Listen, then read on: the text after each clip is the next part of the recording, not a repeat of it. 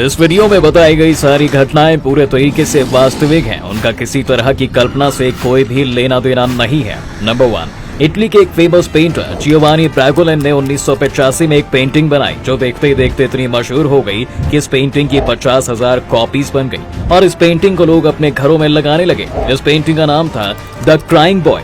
लेकिन इसके बाद जो हुआ उसके बारे में किसी ने सपने में भी नहीं सोचा था। जिन लोगों ने भी इसे खरीद कर अपने घर की दीवारों पर लगाया था उनकी जिंदगी तबाह हो गई। लेकिन जब इसके बारे में जांच की गई तो एक फायर फाइटर ने बताया कि वो तकरीबन 15 घरों में आग लगने के बाद अपनी टीम के साथ आग बुझाने वहां पहुंचा था। लेकिन उन घरों में उसने एक चीज ही सिमिलर देखी थी और वो थी वही क्राइंग बॉय पेंटिंग।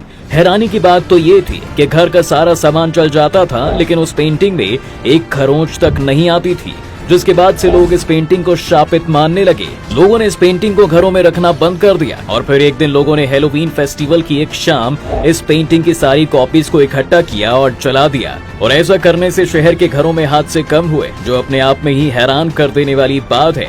नंबर 2, नीलपा। दोस्तों, इस शब्द में खौफनाक और सच्ची कहानी छुपी हुई है। ये बात है 1990 की, जब बैंगलोर से लगे मालेश्वरा और राजाजी नाम के एक गांव में एक डायन का खौफ हुआ करता था। ऐसा कहा जाता है कि ये रात में लोगों के घरों का दरवाजा खटखटाया करती थी, वो भी जानी पहचानी आवाज निकालकर, जिसे सुनने के बाद जो भी गेट खोलता उसकी मौत हो जाया करती थी। और उसी वजह से गांव में डर का माहौल फैल गया था। फिर लोगों ने तरकीब निकाली कि अगर हम घर के बाहर कल आना लिख दें तो शायद ये डायन कभी आए ही ना, और ऐसे ही गांव वालों ने किया भी, जिसके बाद लोगों के मरने का सिलसिला कम हो गया। नंबर 3, अब जरा इसे देखिए। ये है गौरव तिवारी, जो इंडियन पैरानॉर्मल सोसाइटी के सीईओ और फाउंडर थे। गौरव इस तरह की खौफनाक जगहों पर जाता था और अपने इलेक्ट्रॉनिक गैजेट्स की मदद से वहां पर प्रेजेंट आत्माओं से बात किया करता था।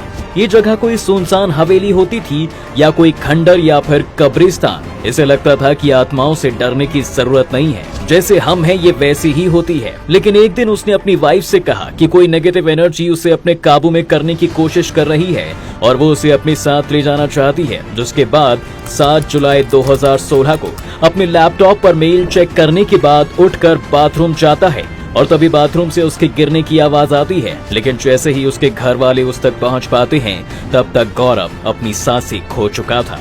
आत्माओं को ढूंढना उसका शौक था और अनजान पहेलियों को सुलझाना उसका पेशा।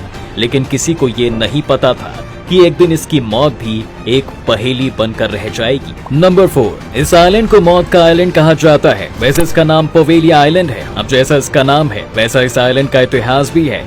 सालों पहले जब इटली में प्लेग नाम की भयंकर बीमारी फैली, उस दौरान जो लोग मरने के कगार पर थे या मरने वाले थे उन्हें इस आइलैंड पर क्वारंटीन करके रखा जाता था।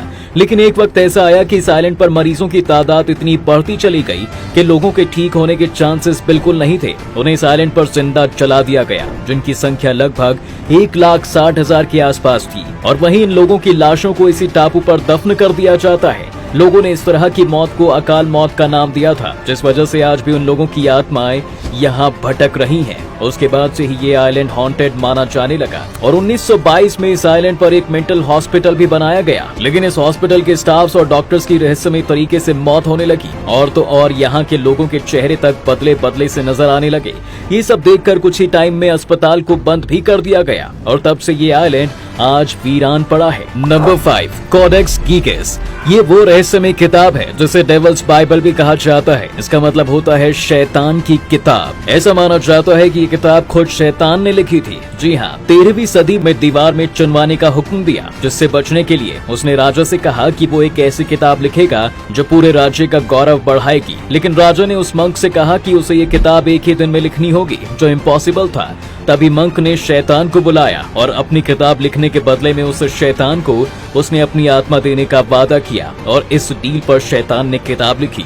इस किताब के एक हर पेज पर शैतान की तस्वीर बनी हुई है। इतना ही नहीं, जिस किसी ने इस किताब को पढ़ने की कोशिश की वो अपना मानसिक संतुलन ही खो बैठा। इसमें कुल 310 पन्ने हैं जो गधे के चमड़े से बने हुए हैं और इसका वजन लगभग 85 किलो का है।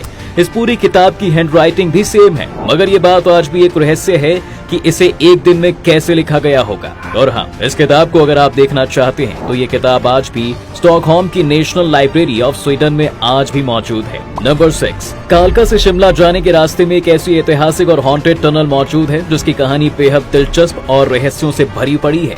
19वीं सेंचुरी में ब्रिटिश हुकूमत के दौरान कर्नल बैरॉग को इस सुरंग को बनाने का काम सौंपा गया, जिसके बाद कर्नल बैरॉग ने सुरंग के दोनों छोरों पर मार्क लगाने के बाद दोनों तरफ से खुदाई करने का काम चालू किया।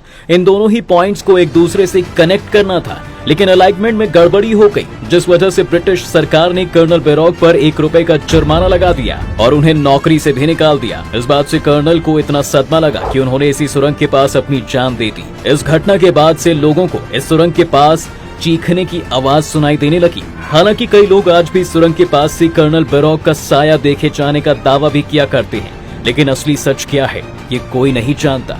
बाकी क्या आपने कभी कोई ऐसी चीज फील या फेस की है? हमें कमेंट में बताना ना भूलें और ऐसे ही इंटरेस्टिंग कंटेंट के लिए फॉलो करें फैक्टिफाई।